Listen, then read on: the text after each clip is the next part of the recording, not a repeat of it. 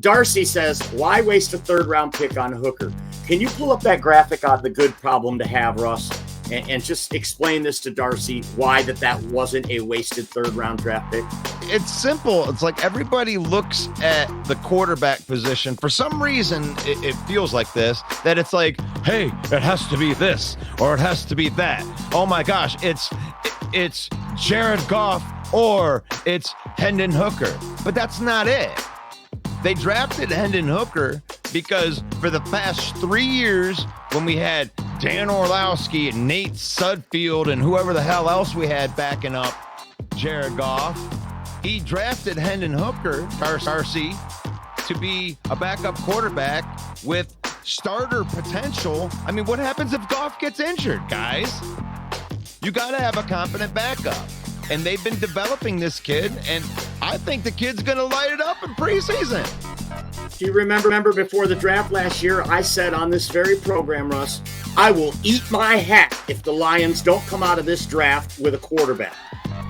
I thought it was going to be Aiden O'Connell in the 4th round. Raiders end up taking him in the 4th. But because Hendon Hooker's still sitting there in the 3rd, they jumped up and said, hey, we did not expect this guy to be here. We needed a backup quarterback so bad last year.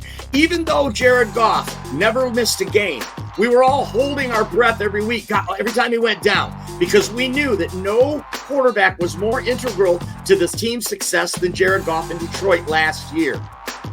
We had to have a backup quarterback, and we drafted this kid, and we couldn't start him right away, but it was a great draft pick, whether he ever even sees the field or not.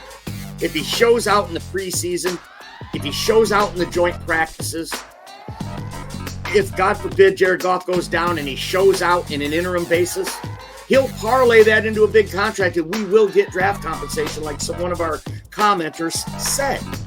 Sometimes backup quarterbacks can make $15-18 million for a season.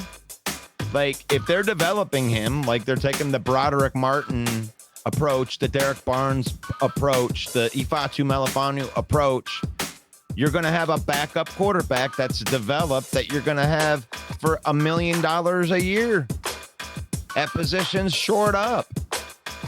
Stop thinking so short term, guys. Stop thinking like it's Goff versus Hooker. That sounds bad, but shut up.